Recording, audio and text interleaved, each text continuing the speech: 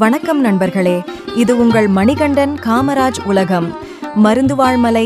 நீங்கள் ஒருமுறை இந்த மருந்து வாழும் மலையை பார்க்கிறீரென்றால் இயற்கை, ஆன்மீகம், சித்த வைத்தியம் என்ற மூன்றும் ஒரே பயணத்தில் அனுபவிப்பீர்கள். வாருங்கள், நம் மணிகண்டனுடன் சேர்ந்து நாமும் பயணிக்கலாம். மருந்துவாழ் மலை ஒரு புனித மலை. இந்தியாவின் தென்மேற்கு கரையில் தமிழ்நாட்டின் கன்னியாகுமரி மாவட்டத்தில் அமைந்துள்ள மருந்துவாழ் மலை அல்லது மருத்துவ மலை ஒரு மிக முக்கியமான இடமாக விளங்குகிறது. இந்த மலை அதன் செழுமையான இயற்கை அழகு, மருத்துவ மூலிகைகளின் வளம் மற்றும் அதன் ஆன்மீக வழிபாட்டின் காரணமாக வரலாற்று முக்கியத்துவம் வாய்ந்ததாக உள்ளது. இந்த மலை சுமார் 800 அடி உயரத்தில் 3 கடல்களின் சந்திப்பு இடமாகவும் அதன் சுற்றுவட்டார நிலப்பரப்புகளை பார்வையிட முடியும்.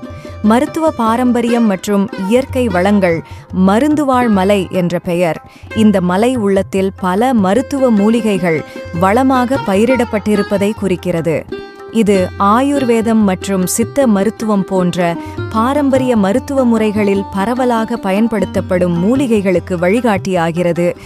இந்த மலைக்கு வந்தவர்கள் பல்வேறு தாவரங்களையும் மருந்து பாகங்களையும் சேகரித்து இயற்கை மருத்துவங்களை பயிற்சி செய்கிறார்கள். இந்த மலை ஆன்மீக மற்றும் இயற்கை மருத்துவத்தின் கூட்டு மூலமாக ஒரு தனி புனித இடமாக மாறியுள்ளது. மக்கள் இங்கு வருவதன் மூலம் மருத்துவத்தை பெறுவதோடு ஆன்மீக தெளிவும் பெறுகின்றனர். ஆன்மீக முக்கியத்துவம் மருந்துவாழ் மலைக்கு ஆன்மீக பாரம்பரியமும் வலுவானது. இந்த மலை சஞ்சீவி மலை என்ற புராண கதைகளுடன் சம்பந்தப்பட்டதாக இருக்கின்றது. இந்த மலை இந்திய சித்தப்பெற்ற ஆன்மீக ஆராய்ச்சியாளர் ஸ்ரீ நாராயண குரு தியானம் செய்த இடமாகும். அவர் இங்கு தவம் செய்து ஆன்மீக உண்மைகளை கண்டறிந்ததாகவும் இவரது வழி பின்பற்றும் மக்கள் இங்கு வந்து வழிபடுகிறார்கள். இந்த மலை ஆன்மீக துறையில் மிக முக்கியமாக கருதப்படுகிறது. இங்கு ஒரு காலத்தில் நாராயண குரு என்ற ஆன்மீக ஞானி தியானம் செய்தார். நாராயண குரு கேரளத்தில் பிறந்தவர். ஆனாலும் மனித சமத்துவத்தின் தீவிர ஆதரவாளர், சாதி மத வேறுபாடுகளுக்கு எதிராக குரல் கொடுத்த மகான். அவர் மருந்துவாழ் மலைக்குள் உள்ள சிறிய குகையில்தான் தவம் செய்ததாக அந்த இடத்தை சுற்றிய மக்கள் நம்புகிறார்கள். அந்த குகையில் இன்று கூட சிந்தனை, அமைதி, ஒரு அதீத அற்புதத்தன்மை நிலவுகிறது. இயற்கையோடு மனதை இணைக்கும் அந்த இடம் ஒரு சாதாரண குகை அல்ல, அது ஒரு ஞானியின் சாமர்த்திய இடம். மலை உச்சி அடையும் பாதையில் நடைபயிற்சி எந்தூசியஸ்ட்ஸ் இடையே மிக பிரபலமாக உள்ளது.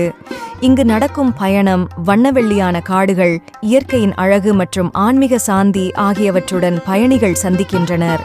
மலை உச்சியில் ஒரு பரபரப்பான காட்சியுடன் 3 கடல்களின் சந்திப்பு தெளிவாக காணப்படுகிறது. மலையின் பாதியில் ஒரு சிறிய புனித இடம் உள்ளது. அதுதான் பிள்ளைத்தடம். மக்கள் நம்புகிறார்கள் இங்கேதான் முருகப்பெருமான் குழந்தை நிலையில் பாதம் வைத்ததாக. ஒரு சிறிய தடம், ஆனால் அதன் வழியே பாயும் நம்பிக்கையின் ஆற்றை ஒவ்வொருவரும் மனதில் உணர்ந்து கொள்கிறார்கள். இது வெறும் கல் தடம் அல்ல, இது ஒரு பவித்திரமான பாதைதான். பிள்ளைத்தடம் என்றால் என்ன? பிள்ளைத்தடம் என்பது ஒரு குழந்தையின் பாதச்சுவடு என்று பொருள். மருந்துவாழ் மலைக்குள் ஏறும்போது ஒரு பகுதியில் ஒரு சிறிய பள்ளம் போன்ற வடிவத்தில் காணப்படும் ஒரு கல் மேற்பரப்பை மக்கள் முருகப்பெருமான் குழந்தை நிலையில் அங்கில் பாதம் வைத்த இடமாக நம்புகின்றனர். இந்த பிள்ளைத்தடம் அருகே பக்தர்கள் நின்று அஞ்சலி செலுத்துவர். சிலர் பூ, விளக்கு வைத்து வழிபடுவர். சிலர் இங்கு மழலை குழந்தைகளுக்காக பிரார்த்தனை செய்கின்றனர். குழந்தை பிரசவம், குழந்தை நல்ல நலத்துக்காக பிரார்த்தனை செய்கின்றனர். இந்த இடம் மலை கூட்டிய கடற்கரை நிலப்பரப்புகளும் சுற்றியுள்ள பசுமை வண்ணமான நிலப்பரப்புகளும் கூட திரும்பி பார்க்க அழகானவை. பராமரிப்பு மற்றும் அமைதி நிலை. இந்த மலை இயற்கையின் பாதுகாப்பின் முக்கியத்துவத்தை மீறி காட்டுகிறது. பராமரிப்பு, மரபு மற்றும் மக்கள் வாழ்க்கை ஆகியவற்றின் சமநிலை இங்கு உள்ளன.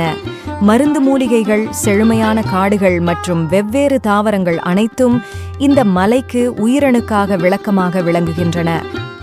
நம் சித்தர்களில் தலை சிறந்த அகத்தியர் தியானத்தில் ஈடுபட்ட இடம் இதுவே என்று நம்பப்படுகிறது. இங்குள்ள ஒரு குகை அகத்திய குகை என்றே அழைக்கப்படுகிறது.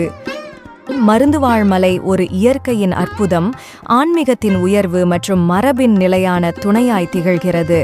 அது ஒரு புனித தலமாகவும் மருத்துவம் மற்றும் ஆன்மீக பயணம் செய்வோருக்கு வழிகாட்டியாகவும் உள்ளது. இந்த மலை ஆன்மீக மற்றும் மருத்துவ பாரம்பரியத்தின் சிறந்த கலவையாகும்.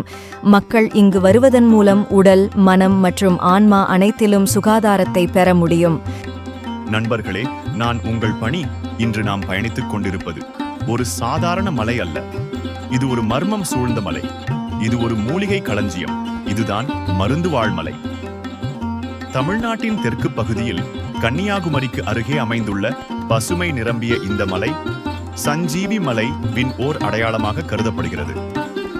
புராண கதைகளின்படி ராமாயண காலத்தில் லட்சுமணனை காப்பாற்ற ஹனுமான் சஞ்சீவி மலையை எடுத்து புறப்பட்ட போது இந்த மலை துண்டு இங்கே விழுந்ததாக நம்பப்படுகிறது. அதனால்தான் இங்கு இன்று வரை அரிய மூலிகைகள், ஆயிரக்கணக்கான சித்த வியாதிகள் குணப்படுத்தும் மூலிகை செடிகள் இயற்கையாகவே வளமாக உள்ளன. மருந்துவாழ் மலை பெயரே சொல்லும், இது மருந்துகள் வாழும் மலை.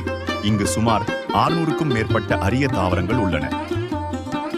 தமிழ் சித்த மருத்துவத்தில் இம்மலையின் முக்கியத்துவம் அளவு கடந்தது.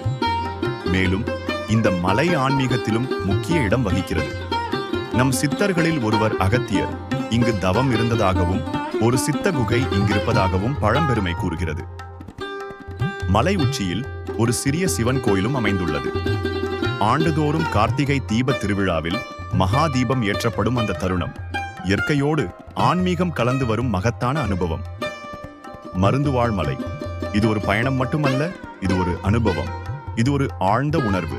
இது பாரம்பரியம், இயற்கையின் ஓர் பரிசு, ஆன்மீகத்தின் ஓர் பாதை, சித்த மரபின் ஓர் நெஞ்செழுத்தம்.